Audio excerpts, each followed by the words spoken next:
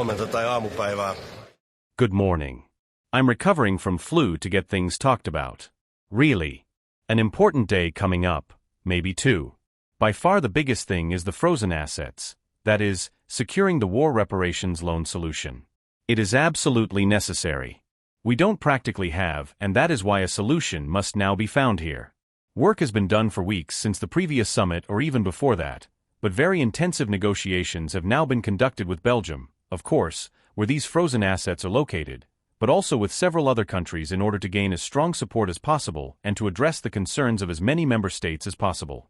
This morning's situation, after having discussed with, among others, von der Leyen, Chancellor Merz, and several other leaders, is that we are very close, but the final decisions are still needed.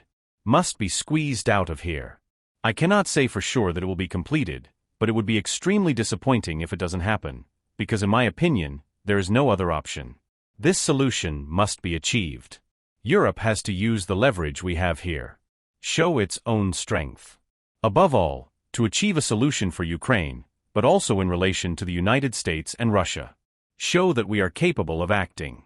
This challenges the European Union, and this must be taken very seriously. This was, among other things, my message in the morning meeting of EPP leaders. Prime Minister Orpo, if we cannot get the social directive, is Finland ready to allocate that budget? In my opinion, a joint loan is not really an option, because it requires unanimity. We know the stance of some member states, particularly one. I think that takes it off the table. I don't even want to have that discussion, but rather focus on achieving this solution, because this is the only realistic option. Can we bypass Belgium? The reality is no. These funds are in Belgium, and understandably, this is such a significant issue for them that a solution must indeed be found with Belgium.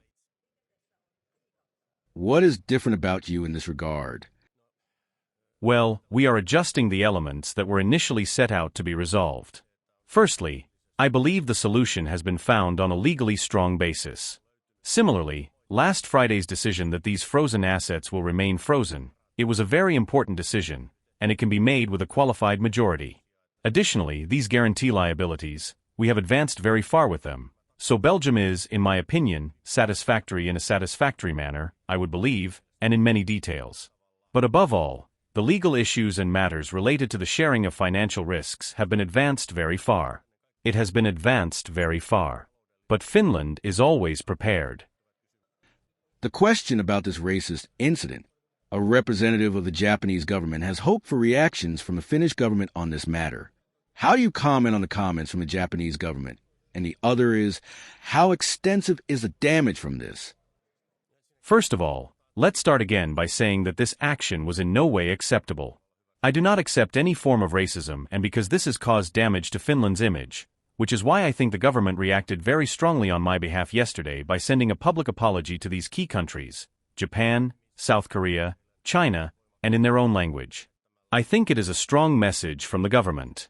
This discussion should be held today across the parliament and make it clear that Finland does not accept any kind of racism and regrets what has happened. We will assess it later as the day progresses.